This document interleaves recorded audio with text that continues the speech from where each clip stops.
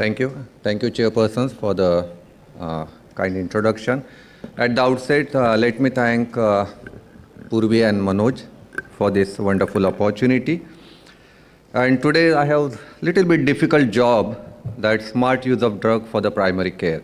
You know, the primary care is actually backbone for the diabetes care in India. But unfortunately, in most of the conferences, we don't talk about what primary care physician or the people who are dealing actually with the patient should do, how they should choose the drugs. So I will just try to focus on the art of choosing drug rather than the science, because science has been talked by the many eminent speaker yesterday, today, and tomorrow also they are going to talk. So we'll talk a little bit about the art. So we know that all who are sitting here who are married, they are the smart people. And if you look at this slide, we should not ask our wives whether the choice was smart, because we have been one of them, one of their choice. So when making the choice, we should be very smart.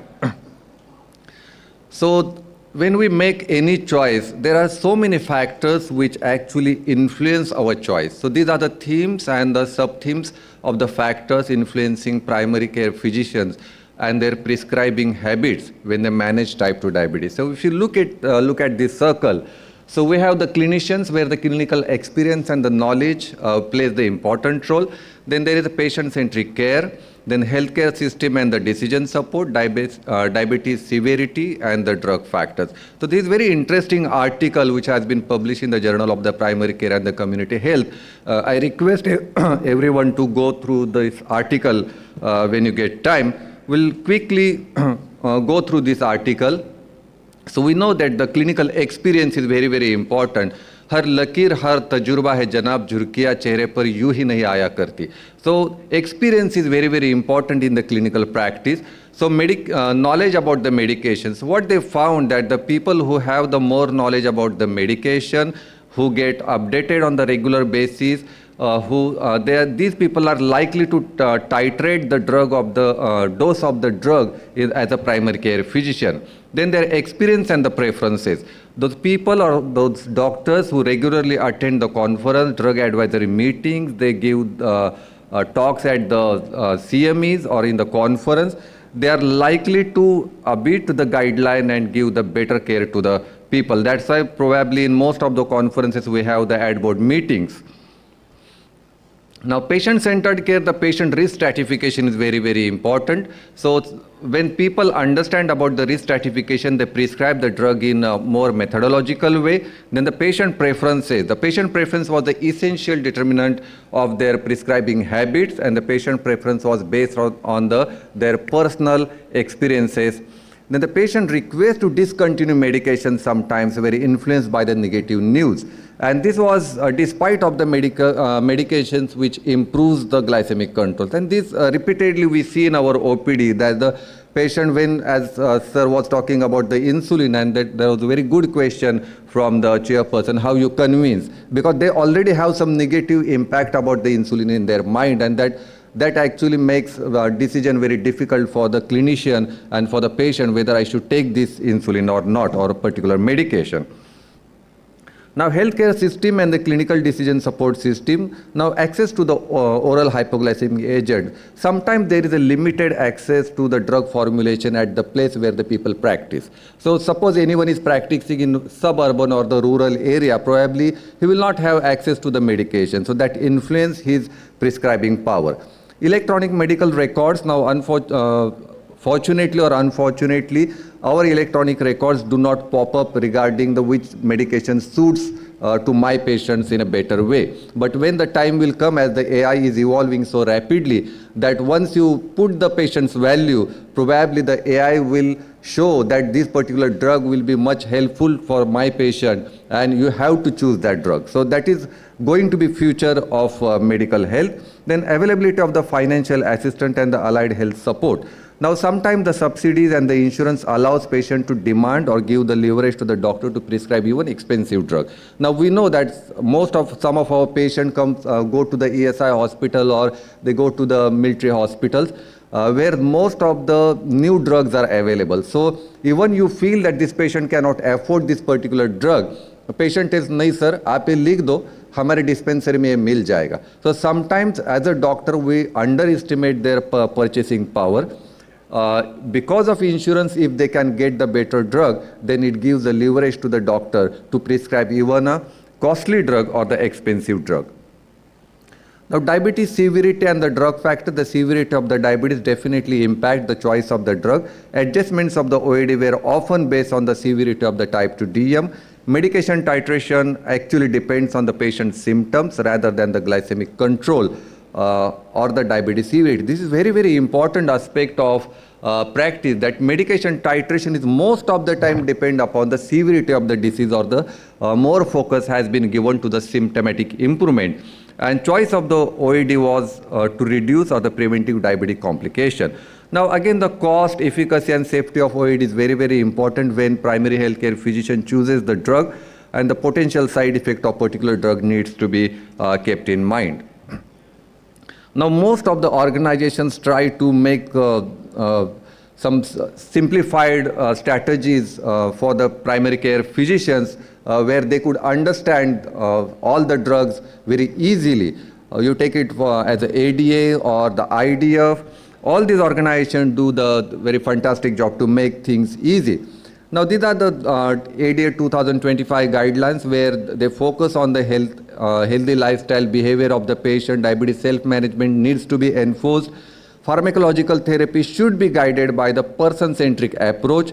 There should be shared decision making, so we need to take patient into confidence before we prescribe the drug. Pharmacotherapy should be started at the time of the diagnosis of the type 2 DM. Medication plan should be adequate to reduce the HbA1c to the desirable level. Okay, so that is very important. Now, when choosing the glucose lowering medications to achieve individualized glycemic goals, ADA recommend the shared decision making. In all cases, the treatment plan need to be continuously reviewed. This is very important. It's not आपने prescribe कर दिया 6 महीना यही खा लो. It needs to be continuously reviewed whether my patient is able to achieve the target or not. Now, treatment plan needs to be continuously reviewed for the efficacy. It's not only efficacy, for the adverse effects also. And routinely assess all the people with the diabetes for the financial obstacle. Now the unfortunate part about this guideline is the financial obstacle has been put on the most last or the least category, where in countries like India, when we talk about the primary care physician, this should be the first priority. That is what I feel, because I practice in tier 2 cities, where I know that I need to first understand about the financial ability of my patient, whether my patient can purchase this particular drug or not. So this is again a very simplified diagram of all oral hypoglycemic agent published by the ADA in 2025. I will not go into the detail, but this is very important. This is most simplified diagram, that which are the patients which should be targeted for the better glycemic control, who are having short duration of the diabetes, where the hypoglycemic risk is very, very low treatment risk and the burden, then the pharmacotherapy with the cardiovascular and the kidney and weight other benefit has to be seen, no cardiovascular complication, fewer or more comorbid. So these are the subset of the patient where the HbA1c can be targeted less than 6.5. But if you look at the right side, where there is a longer duration of the diabetes, there is high risk of the hypoglycemia, then the high treatment risk and the burden, patients living alone, then the severely ill or the lot of comorbidities, then the HbA1c target need not to be very stringent. This one slide is actually more than sufficient for the primary care physician to understand where I should put my patient as far as the HbA1c target is considered. Now, when we look at all these guidelines, sometimes we feel कि यार हम अभी भगवान ही बन गए, हमारे पास सब कुछ आ गया, हमको सब आने लगा. But it is not the case. We are still missing something.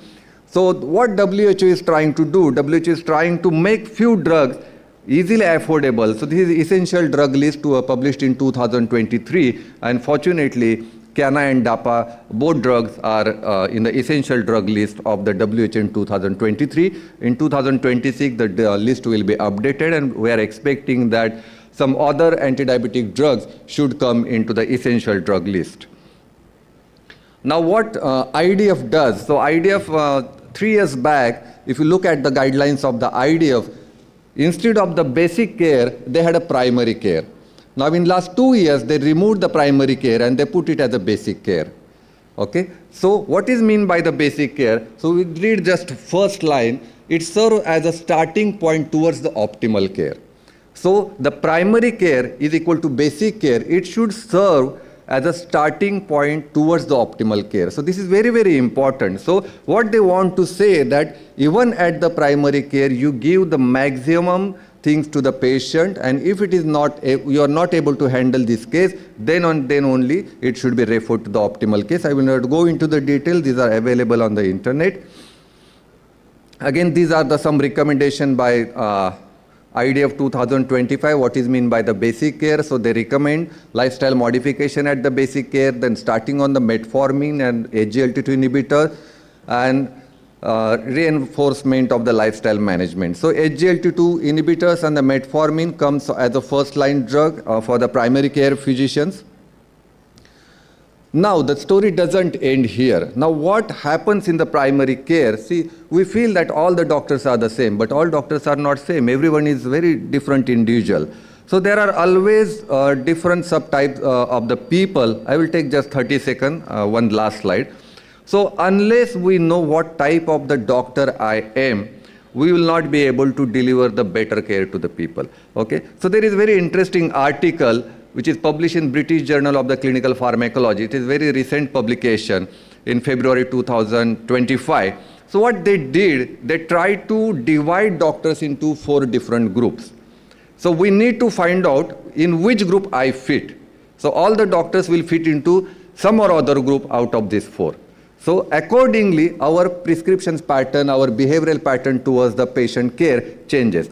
So the first we can say this is a pragmatic and the contextual approach. So this type of the doctors are actually aware, they have more awareness about the contraindications of the drug. They have the pragmatic consideration. They work as an evidence-based practice. Then the utilize and usability of the drug is always at the center. On the right side, we see some people are the guideline-oriented doctors. They do the assessment of the risk factor, flexibility when needed, self-therapy. On the left side, we can see vulnerability-focused doctors who are the patient. They look at the patient as the individual. There is a desirability and tolerability, personalized prescription, and their main focus will be on the improvement of the quality of life and reduction of the symptom. And the right side, there are the experience-driven doctors who go very slowly. They want to reduce or slow the progression of the disease. They are more clinical experienced, and they try to achieve the cure. Though in type 2 diabetes, we know there is no cure, but they try to reduce the complication. They try to reduce the symptoms of the patient. So this is my last slide actually. So I want to request everyone to go through these 4 patterns and try to understand what pattern suits you or what type of doctor you are, and that actually always reflects in our clinical practice. With this, I thank you once again for your patience listening. Thank you, chairpersons, and thank you, Manoj and Purvi, for giving me opportunity. Thank you, Dr. Revale.